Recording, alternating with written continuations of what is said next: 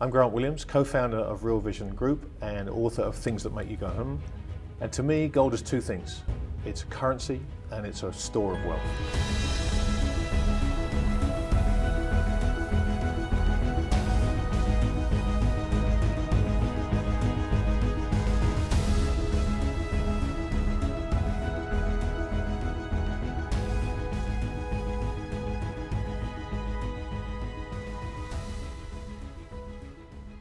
Grant Williams, thanks so much for joining me. Jonathan, it's always great fun to sit and chat with you.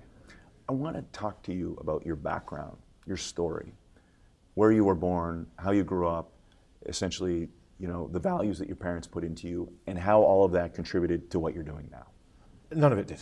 Look, I grew up in the UK, a little bit outside London, and had a very normal upbringing. We didn't have a lot of money, but I was, a kid in the 70s, right? 70s was the greatest time to be a child. There's no seatbelts, there's no nothing. It was just fun time. I had a soccer ball and a bike and a bunch of friends, and it was, I didn't need Facebook and Google and all this stuff. And I wanted to be in finance from an early age, largely because the coolest uncle I had, who I wanted to be like, it turned out he was a foreign exchange dealer. I had no idea what it was, but I wanted to be like my Uncle Harry. So I was fortunate enough to kind of fall backwards into a job in the Japanese markets as a young kid, and quite soon after I got a job in the back, I was checking telexes and making sure there were no spelling mistakes and stuff. I kind of blustered and asked and bullied and cajoled my way into a job on the trading desk. That was back in 1986, and what I walked into was the middle of, at that point, one of the biggest bull market bubbles the world had ever seen in the Japanese equity market and real estate market. We're watching this crazy Nikkei bubble, the crazy real estate bubble, getting slapped in the face with the '87 crash, 2 years into the job, and thinking, what the hell just happened? But as I say repeatedly, the fact that did happen to me is one of the best things that ever happened to me, because knowing that early in your career that in one day you can lose 22% of a stock market, it opens your mind to possibilities that kids working in markets today don't get that. They can't picture that happening, and it happened to me. So I spent some time in the Japanese market, saw the market peak, saw the bear market start, spent some time working in Japan, New York. I was in New York for 8 or 9 years, in Sydney, Hong Kong, Singapore. So I kind of bounced around, always trading equities and convertible bonds. And around 2000, after the dot-com bubble burst, I was just reading a lot, trying to understand what had happened, because I had this experience in Japan where a bubble was forming, and I kind of knew it wasn't right, but I didn't see it for what it was. I think many people didn't see it for what it was, and often these things, the closer you are to them, the harder they are to see. So when 2000 came along and the dot-com bubble burst, I was in New York at the time and watched that madness happen. And I just started reading, wanting to try and understand what had happened. And I've always been a fan of history, so I read financial history and I just kept reading it. And it was clear to me that at this point in time, I needed to own some gold. I'd never thought about gold. I'd never looked at it. I saw the gold price or whatever that meant. It didn't really mean much to me. To me, it was an indicator of other things. That's all it was. But it was clear what was happening with debt. It was clear what the central banks were doing. And it became clear through studying monetary history where this was going to go. And it was, I think 2002 was the first time I bought some gold. 2002, 2003, and I remember going to buy an ounce of gold. I wanted to work out how it works, and I very consciously took cash to pay for this thing, and I handed over $333. That's the price I paid. I handed the guy $333 in paper, and he gave me this coin. And there's something about holding gold in your hand that answers a lot of questions, and people have a lot of questions about gold because you can't value it like other financial assets. And so people get stuck in this trap of, why does it have value? And these are the wrong questions to ask, because you drive yourself mad. It does. Pure and simple. I was filming recently in a gold vault in Switzerland. And when you see the lengths people go to protect gold, there's no argument. Now, you may not believe it has value, but it has value because people will go to incredible lengths to keep it safe.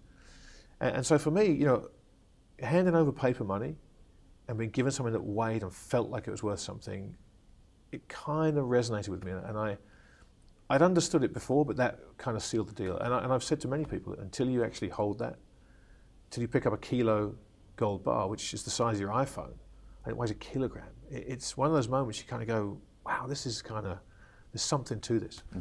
And so, you know, it was something I believed in then, it's something I believe in now. And I say this a lot, it's something at some point in the cycle, I will probably see a reason to not own gold. I think there will be assets that are undervalued. I think gold was undervalued then horrendously. It's still undervalued, and so I want to own it. You know, I'm at heart, I'm a value investor. And I think gold offers incredible value now, not just through being undervalued, but the options it gives you and the protection it gives you.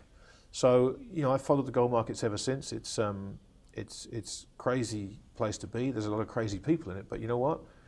There's a soundness to it and to them and to their thinking that I like. And so, you know, I think gold is something everybody should own.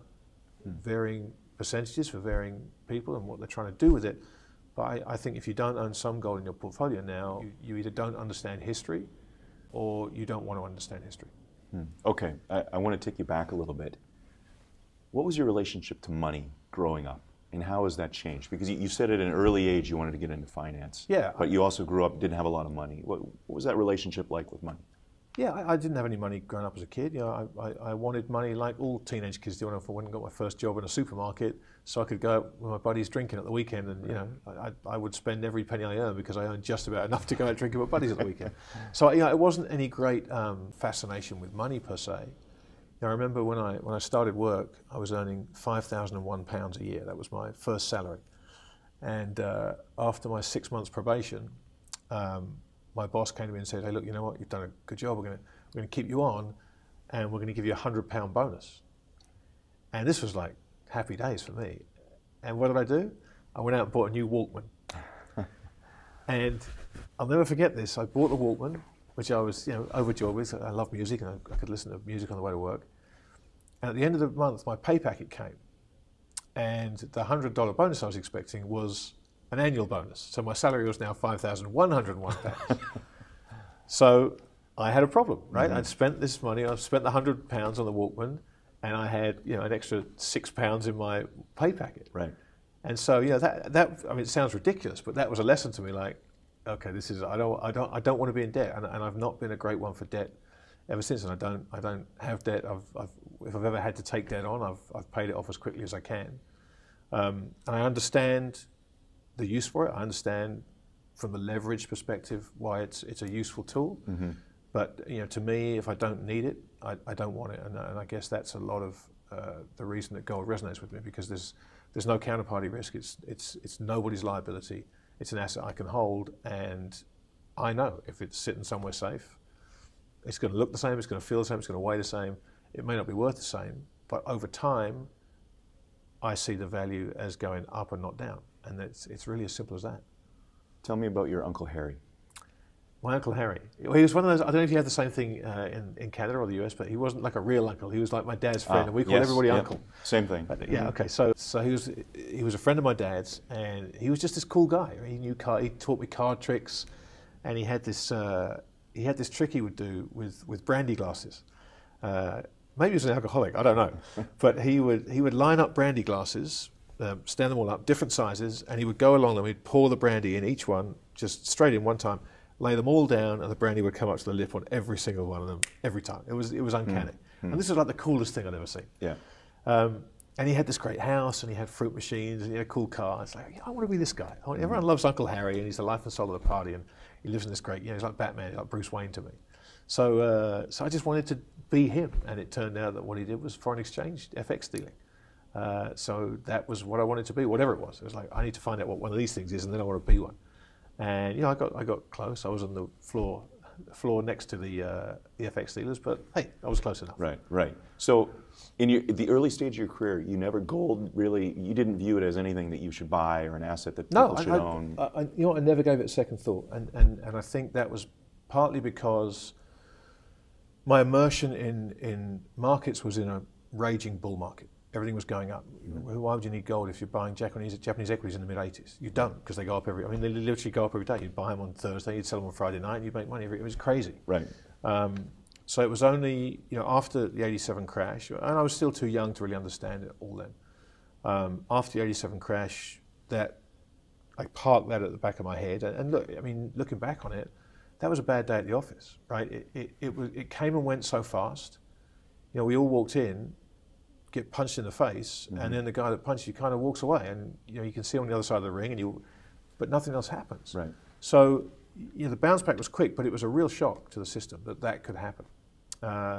Whereas 2000, I think, I recognised the madness for what it was much sooner than that, and when it burst, that was a much more drawn out process, and so that taught me that markets can reverse and just go down, not crash, but they can just go down because things have changed.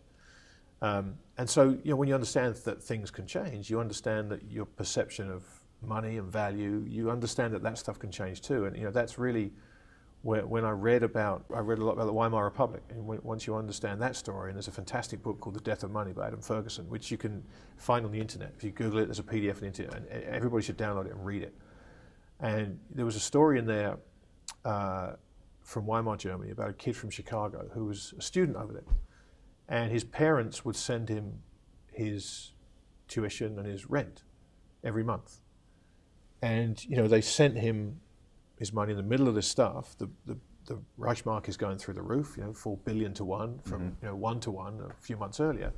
And this kid with the $100 his parents sent him for whatever, ended up buying the entire street he lived in, bought all the houses and became a landlord. Wow. But you read stories like that that are real world experiences, and you look at the news and you look at Argentina and Venezuela and all these countries, and you realize two things. You realize, A, this can happen, and B, it happens a lot more often than you think. We all know about Zimbabwe and we all know about Argentina, but because it hasn't happened in a Western democracy since Germany in the late 20s, early 30s, we assume it can't happen there. And you realize from reading this stuff, you realize from reading history, not only can it happen, but it does happen, and it will happen again at some point. Maybe not now, but at some point it'll happen again. So given what central banks are doing, a lot of people would say that we are something, something's got to give sooner or later. Yeah, look, I don't think there's any doubts about that. And that's one of the reasons I own gold. I say it's a currency. It's the only currency in the world that all these fiat currencies have been debasing against.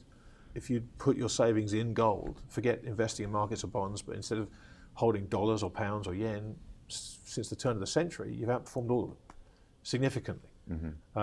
And you could switch it back into any of those currencies now, and your purchasing power is increased. And I think if we do get some kind of reset, which the more I travel around the world and more I talk to people, has become much more of an accepted outcome to this, you realize that in an event like that, gold is going to protect you. Nothing's going to protect you completely, but it will protect you way more than having cash and way more than having treasury bonds and equities and property and all these things. Gold is money and will be money whether you like it or not. So it just feels to me, with the potential bad situation we could face, that to not mitigate some degree of that by simply, instead of holding cash in dollars or pounds or yen, hold it in physical metal, somewhere safe, somewhere outside the banking system. It's just a sensible precaution to take. And it's an easy thing to do now. People think it's difficult. It's not. It's an easy thing to do. Well, Grant Williams, thank you so much for your time. Great pleasure.